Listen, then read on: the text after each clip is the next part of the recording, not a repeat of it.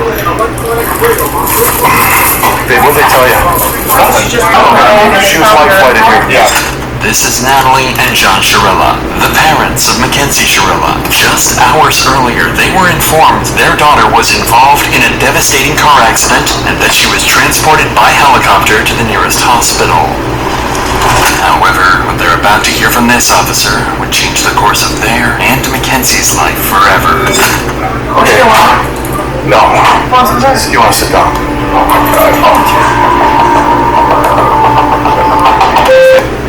How crazy is that shit is, bro?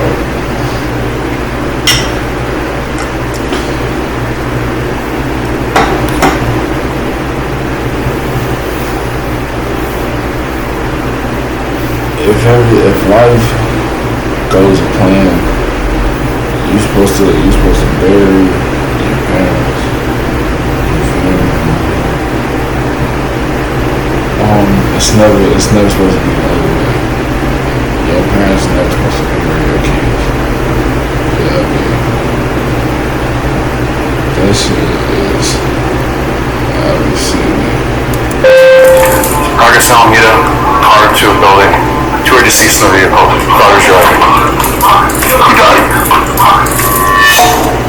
Mackenzie's boyfriend, Dom Russo, as well as their friend Davion, were pronounced dead after the crash, making Mackenzie the suspect of a potential double murder.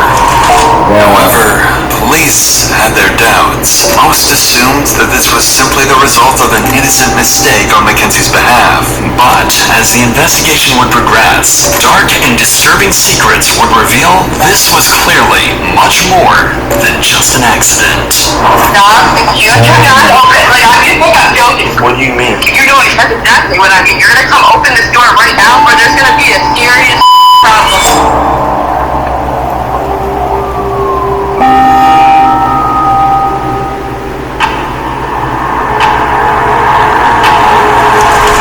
17-year-old Mackenzie Shirilla, her 20-year-old boyfriend Dominic, and their friend Davion are on their way to a high school party. With Mackenzie's 18th birthday in just 2 days, the group has decided to go out and celebrate. But what seems like a normal night out will in a few hours turn into one of Ohio's most disturbing mysteries.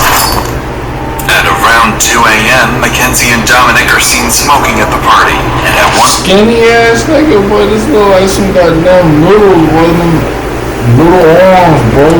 point, Mackenzie reportedly offers the host of the party psychedelic mushrooms. This was unlike Mackenzie, as her friends had never seen her use a substance before, let alone pass them around. At 3:30 a.m., the group leaves the party and drives to another friend's place across town. There, they hang out for a little over an hour watching South Park. By 5 a.m., Mackenzie decided it was time. He came over there to crush. Yeah, came to get his love. Get out of the. You know what I'm saying? That's it. Hey, my daughter, bro, if I had a daughter, bro, you think you 18, 17, going to parties and shit, and you still over there like 4 a.m.? No, shit over. Get that shit over. Get that shit out. Get that shit out my face. But yeah, squad. To go home. Strangely, she has to drive instead of. Oh yeah, he came over here to crush. After the party a little bit, you always go to parties and shit. You gotta end the party, like access to the party for a little bit, leave for a little bit, like 30 minutes, 45 minutes, an hour. Come back, you know what I'm saying? Turn up. Yeah, for a little over an hour watching South Park.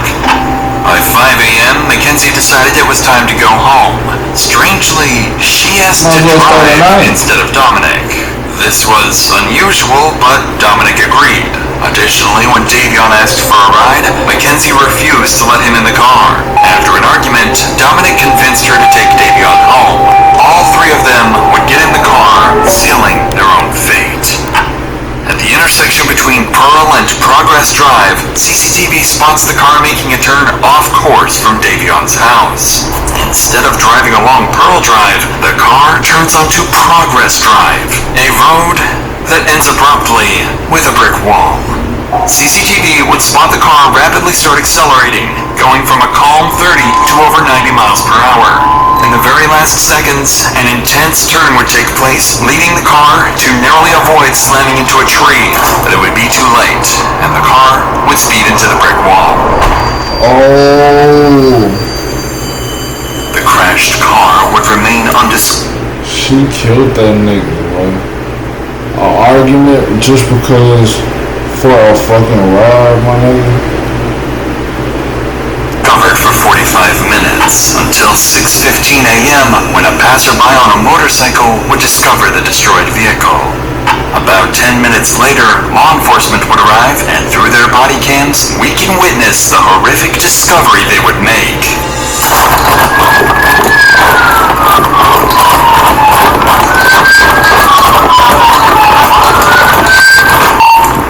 No one's breathing. Bust the window up. Oh my god. Here's my boy. Who's in here? Driver. Still breathing.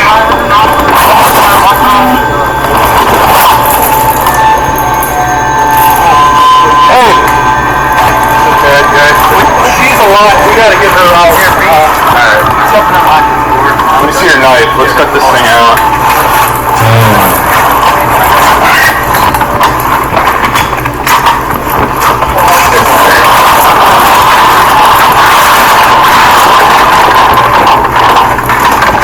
I don't feel anything. I don't feel a pulse. Breathing. Her stomach's. Oh yeah. Yeah. We got two that are gone. Yeah. Okay. This is the body? That's the worst I've ever seen. Was that the bodies right there in the back seat of the niggas? We got two that are gone. Damn. Yeah. Damn, look how she laying there. It's been, them niggas, they said, okay, so they said them niggas dead. Them niggas DOA. But she alive, so she was just laying down waiting for somebody to come help them.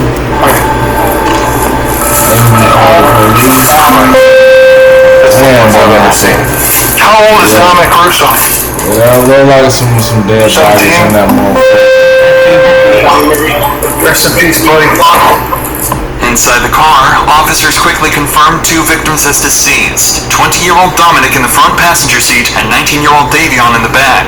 But one person has survived, the driver, Mackenzie Shirella. As medics and firefighters rush to tend to the victims, investigators begin trying to understand how such a devastating crash could have happened. That's when they start uncovering alarming details. It looks like they even went off the road up there. They did.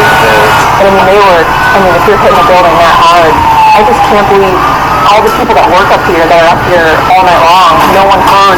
They're in factory type shit. Yeah, well, And it's dark. that's insane though. Once they get her out, I'll go over to this building because I think there's a camera in front of that building. I don't know if it's working, but I can always ask. As authorities work to save Mackenzie, the man who initially called 911 to report the incident arrives on the scene to give his side of the story. Appreciate you giving us a call. Someone in it, obviously. Yeah. So that's a bummer. I didn't want to get stuck. I'm like, I don't know what's going on. Right. No, I appreciate you giving us a call. Absolutely appreciate it. They must have. They fucking were hitting it, man. Yeah. I mean, obviously. And I saw that front end. They definitely hit it hard, so. Destroyed.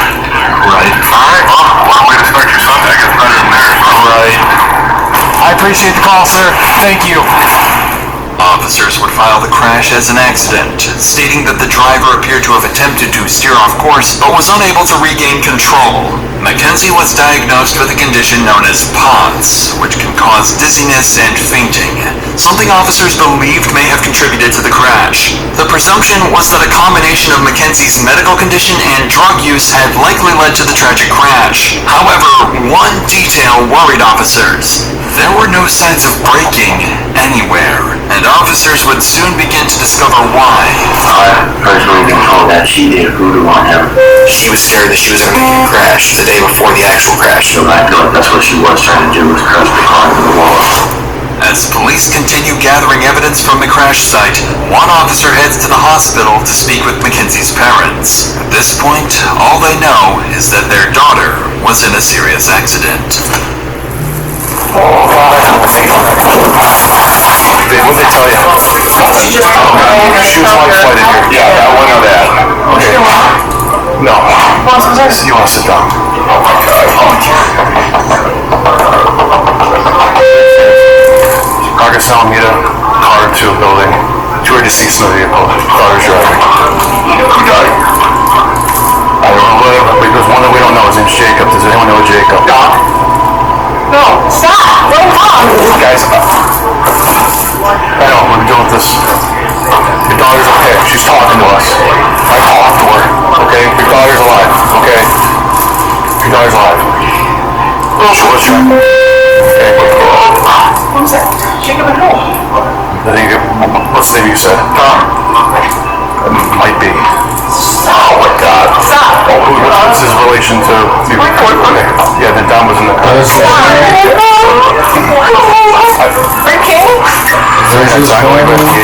Speed is definitely a factor.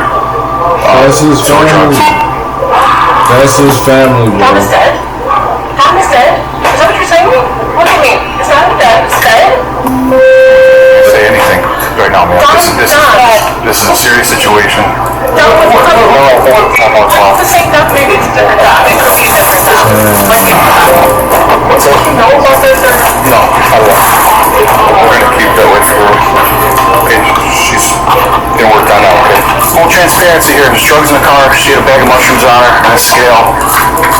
Full transparency, guys. I'm sorry, I'm ripping the band. You know what happens with parties, bro. Niggas all drunk, off them yurts, them 30s, fucking 10s, all that type of shit, bro. You know what I'm saying? And I'm telling, and I ain't gonna lie to you, why would they have the girl to drive from this shit like that? They said they got some shrooms and shit. Niggas taking shrooms and shit. Damn. Still, and skill. But that shit don't mean nothing, though. Why y'all letting her drive and shit? But then you can... I don't know. In and out of consciousness. Fully checked in the vehicle. IOP.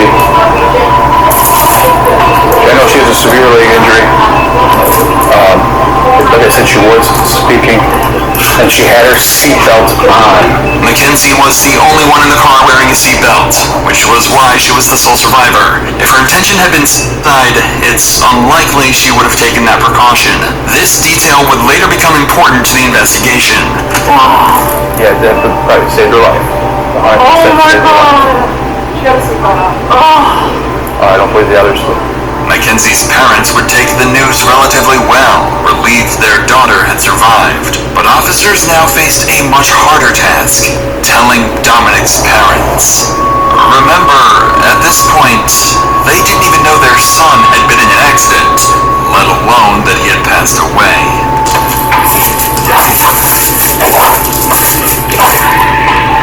Hi, Christine. Hey, can I talk to you real quick? Yeah. There was an incident that we believe Dominic may be involved. What? Both Davion and Dominic are deceased. Oh God! Yeah. Oh God! Oh God! Sit down. Oh my God! Sit down. Oh my God! Go take a seat. So, You know what time is open today? no, we don't.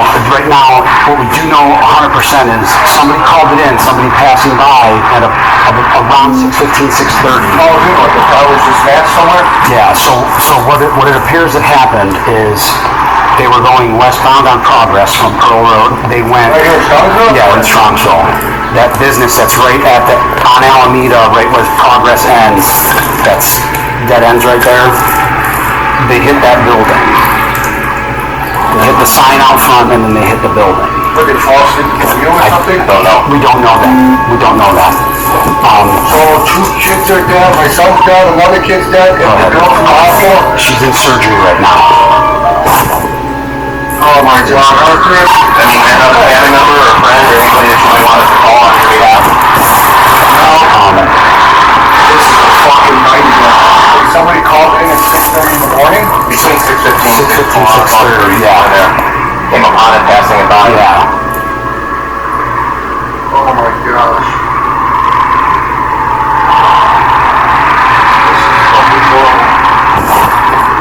She was in her car? It was in Mackenzie's car, yeah.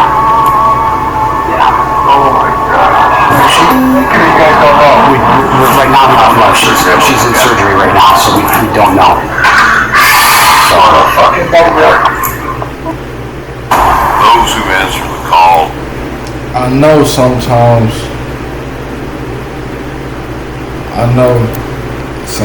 it's just like you're not even supposed to be feeling like that, but sometimes you got to, like,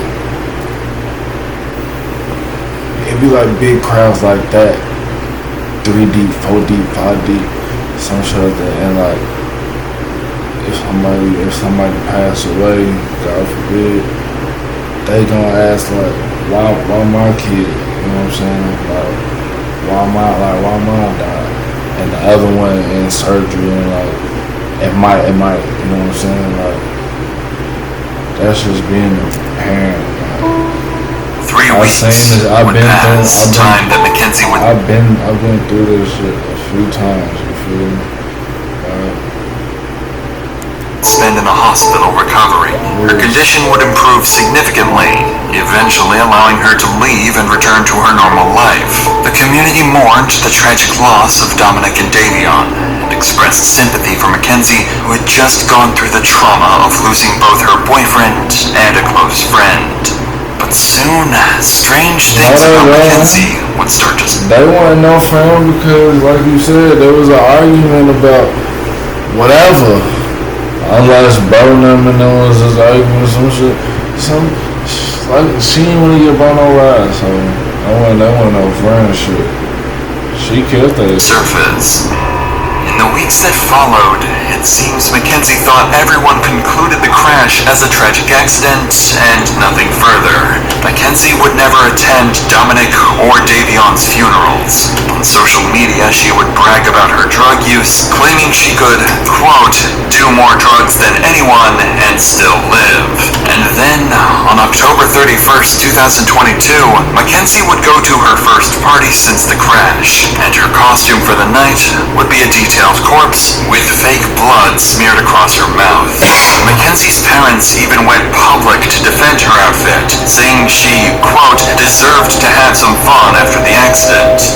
There also appeared to be a mysterious source of income. Mackenzie was spending thousands of undocumented dollars on designer clothing, and she wasn't hiding it either, openly bragging about it online. But lucky for Mackenzie, this strange behavior... No way she did that shit to get the insurance and shit on the car.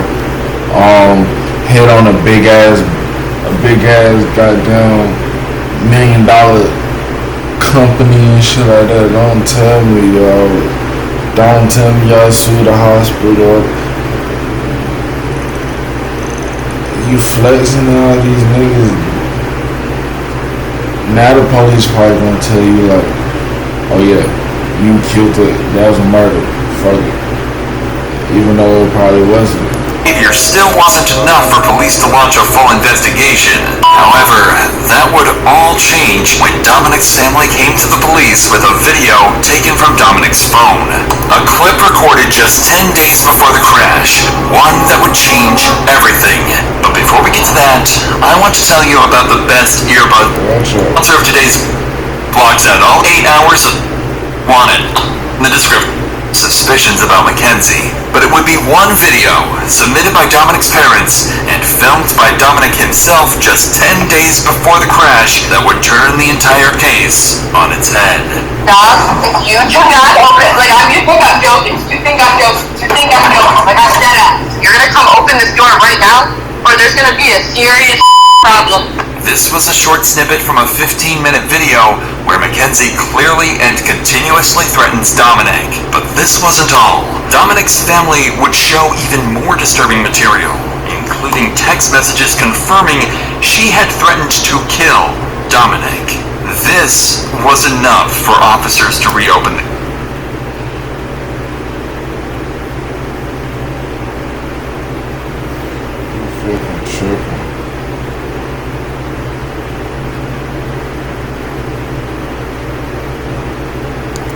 evidence, now investigating it as a planned double homicide. At this point, this is a homicide investigation, and so we are trying to show that she intentionally drove the car into the wall. Shortly after the investigation began, police would begin interviewing several of Mackenzie Shirilla's friends, family members, and individuals from the community. This would prove to be very insightful.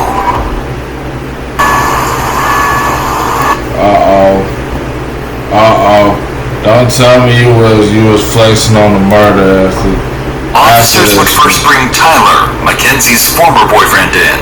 Unfortunately, his accounts would only serve to deepen their concerns. This dude really Understand, you're not under arrest. Yeah.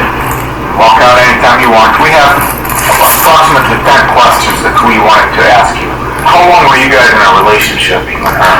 Well, we were all friends in a friend group at first. I ended up dating her for a little bit, like probably over the summer. I was only dating her for probably like a month and a half or like 2 months, and then me and Dom, she was cheating on us basically, but it wasn't like anything official, so it wasn't a hard feeling. And then me and Dom, she was cheating on us basically, but it wasn't like anything official, so it wasn't a hard feeling type of whatever happened. I just kind of like, after me and Dom found out about that, we didn't have no problems with each other and nothing, but like they were on and off, and I kept on talking to her still while they were on and off, because we were all still in the friend group and stuff, so, and then we kind of just like stopped being intimate, you know what I'm saying, we were just friends. So, describe the relationship. What was she like as your girlfriend? Like, not much with her relationship-wise because we didn't date that long, but like friend-wise, like she was crazy. Like She's like mentally just not all there. I mean, yeah, I don't think she's just mentally all there. Like I personally feel like she was trying to kill herself in that crash, and she failed on doing so. why did Dom put up with this? Do you know? I've personally been told that she did voodoo on him. She has told people that she put a spell on him so that he couldn't break up with her, that she had like grabbed a piece of his hair, and that she had a doll in her room for Dom, and that she literally put a spell. I know all the shit he talking about. But it's like, that shit, I don't know. I feel like that shit could be true, but that shit might be fake as hell, but I don't know. Like, voodoo shit, Papa Joe shit, like, you know what I'm saying? Like, all the, I don't know, bro. But goddamn, so I thought more thing, you know what I'm saying? Like, I don't know, bro. That's some shit that kids, you know what I mean? But she would tell everyone that like she truly believed in that kind of stuff, and she also uses the pendulum, I know too, to try to get answers. She tries to use it now to talk to Dom. Do you think Mackenzie has it in her to drive a car into a wall?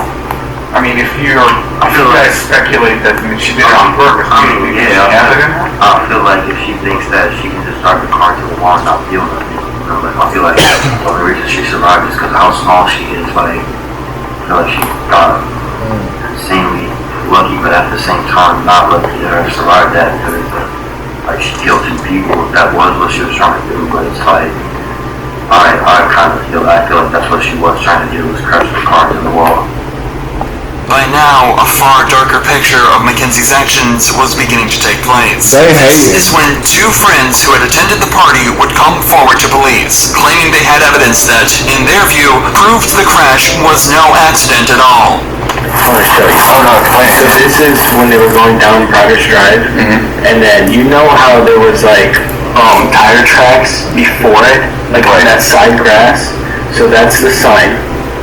That's why it hits the sign. And then that's where she curved exactly right on. Gotcha. Missed those 2 rocks and went right into the sign, the side of it. She went right into that wall. Right. No, so you can see like the hard braking was right at the wall, and then her high speed after the hard braking was, yeah, 90 miles per hour. It looks like the person in the front seat tried to turn the wheel because of the fact they were going to go straight into a wall. And it doesn't say she heartbroke once. It was 90 miles per hour down that whole road. And I also think because of Kenzie's and Dominic's history, that they were fighting, I think Davion wanted his phone to distract himself from the fighting. Although they were on drugs, they can also still be fighting with being on drugs. While the statements were deeply concerning, investigators still didn't have enough concrete evidence to determine Mackenzie's intent.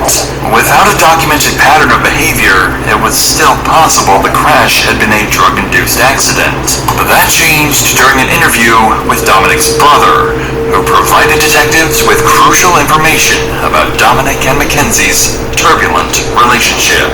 The following video includes talk of self-harm. Viewer discretion is advised. You mentioned that anytime Dom would kind of want to break up with her, she'd kind of go crazy. Describe crazy, like what kind of crazy? Like, there is times where she called Dom and said, if you break up with me, I'm going to word for word. There was an instance literally a couple days before the crash that she was hitting him on the highway while driving, and he had to pull his car over on the side of the highway, not in a very safe parking spot either, and have somebody else come. Yeah, that bitch been weird. Been trying to on some suicide shit. You feel me? Niggas like that, I don't know why bro would've stayed with that bitch, bro. Is it the pussy? It can't be put out. There's so many other bitches in this world, bro. You don't need that, bro. That bitch will kill you, bro, before you ever try to leave. Like you said, that bitch cheated on that nigga so many times, but if that nigga leave, then they gonna kill. What the fuck did she do? Killed that nigga. Shit. Pick them up and drive the car home because he was scared that she was going to make him crash. And that was just prior to the day before the actual crash. Apparently, just days before the crash, Mackenzie had threatened Dominic's life, saying she would crash the car they were in. Dominic's brother continued the interview by getting officers to compel...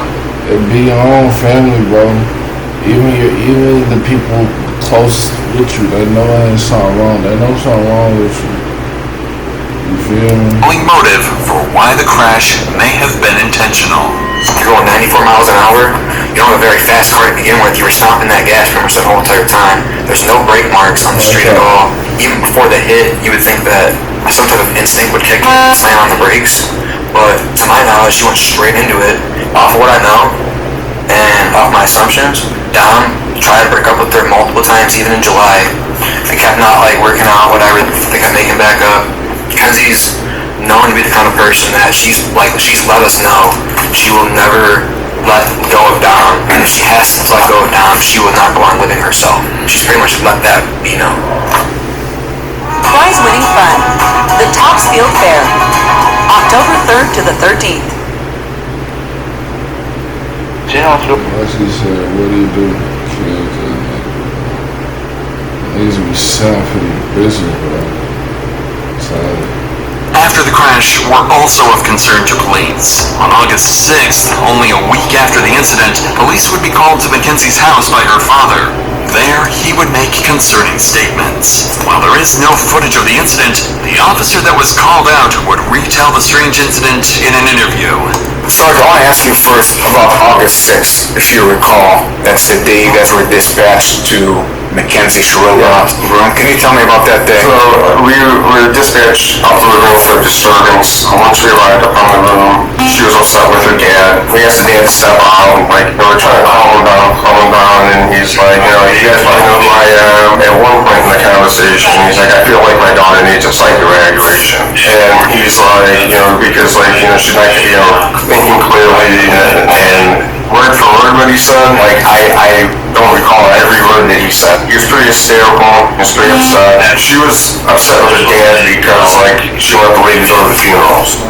During this interaction, it became clear that Mackenzie was deeply upset with her father. Despite creating a shrine for Dominic, regularly posting on his Facebook memorial page, and wearing his clothes, her father hadn't allowed her to attend Dominic's funeral. It appeared that Mackenzie was truly mourning his death. But around this time, police managed to gain access to her phone. What they uncovered didn't just explain her mysterious source of income, it also hinted at something far more disturbing. After decrypting Mackenzie's phone, investigators discovered several photos of her posing with large sums of cash, despite having no documented job or known source of legitimate income. They also found fake IDs, seemingly intended to help her pass as an adult.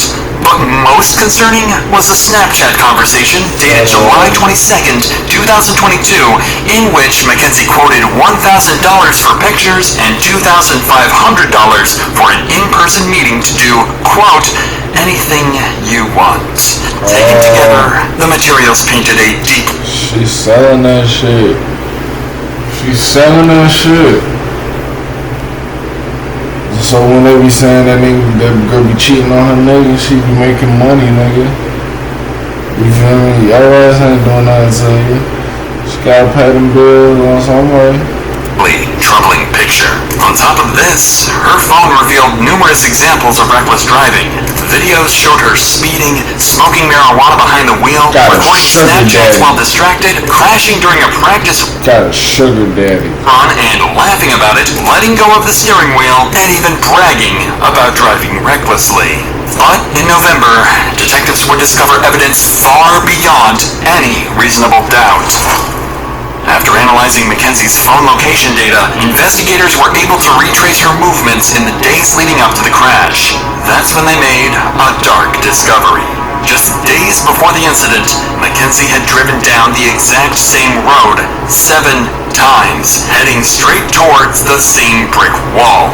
She had practiced the route.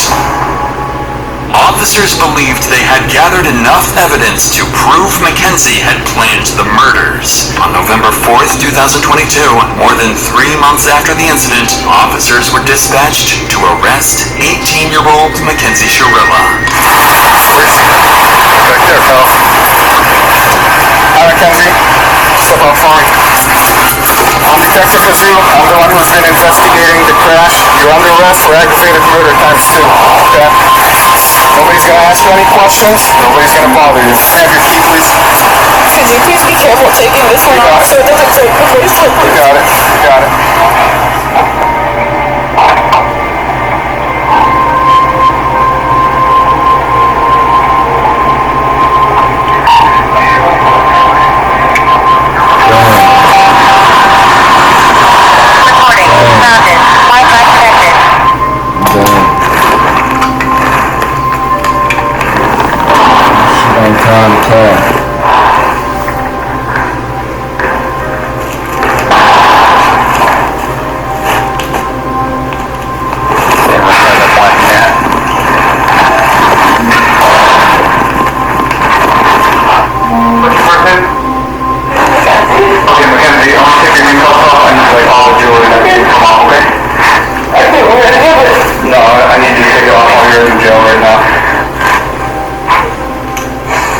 Mackenzie's parents would soon find out about her arrest and immediately drive to the police station and desperately confront the police. But it would all be too late. I need to speak to my daughter, because you guys aren't allowed to speak to her at all. That's no order. All you guys did some weekends, just, look, you know, just go, hey, there's a warrant, we would have brought it right down, there was no problem. Shit, that's unbelievable. 18. So the warrant was issued today, so... We could have phone call, I would check, we could have done a reaper out of Washington. So, you can't take any, she's an adult, you can't take any phone. No, bro. When they get your phone, and then you look at this shit, and we talking about something, you came from this route, you trained this route 7 times before the crash, 2 motherfuckers died. Oh my god, damn. And then you speeding to a brick wall doing 90.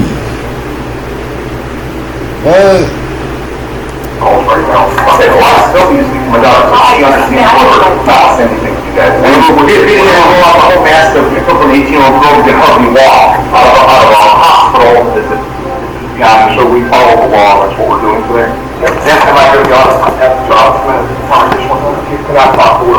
Thought she was from She was just brought in. They're going to process her. As soon as they get the time for her to make a phone call, she will be able to make a phone call. She's a lawyer. She doesn't She is 18 years old and she could speak that. She's a dumb 18-year-old who just turned me on. And this lady's gonna take advantage of it. She's not allowed to speak to you guys. I'm telling you that Her from attorney her. can call us. Don't ask her any questions.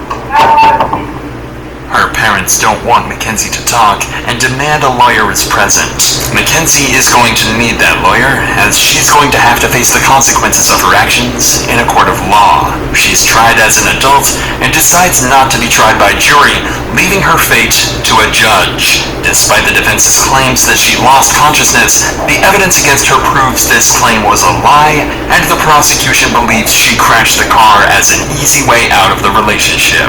The judge agreed, and on August 14th, 2023, Mackenzie's fate was finally sealed. This is the type of evidence you can never unsee. You can never forget the visual or audio of this exhibit. It's chilling and tragic. As you review that exhibit, you know that you are watching oncoming deaths of two people, and there's nothing that will stop it. Exhibit 802 crystallizes the deadly decision-making of the defendant. She morphs from a responsible driver to literal hell on wheels as she makes her way down the street. The mission was death. Mackenzie alone decided to push the pedal to the floor and demand the ultimate speed of that vehicle to 90 to 100 miles per hour. She crying like shit. She already know the drug not fucking with her. You already know, baby. Mackenzie decided death was the ultimate goal that day, and she alone made that decision for Dominic and Davion, and she continuously acts in a manner to achieve her purpose. In the early morning hours of July 31st, 2022, her purpose was to kill Dominic Russo with a deep plan. Her actions were controlled, methodical, deliberate, intentional, and purposeful. This was not reckless driving. This was murder. On August 14th, Mackenzie was found guilty on 4 counts of murder, 4 counts of felonious assault, 2 counts of aggravated vehicular homicide, 1 count of drug possession, and 1 count of possessing criminal tools. She's facing 15 years to life and is...